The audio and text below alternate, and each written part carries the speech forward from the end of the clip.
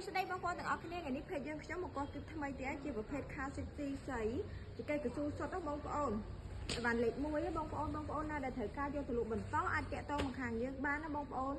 ខាងយើងក៏មានព្រីសេវាដឹកដែរណាបងប្អូនហើយបើបងប្អូនចង់មកមើលផ្ទាល់ដល់ទីតាំងក៏បានដែរទីតាំងបងប្អូននៅខាងក្រោយវត្តអង្គតែមិញបងប្អូននេះជាអីវ៉ាន់លេខ1 Car City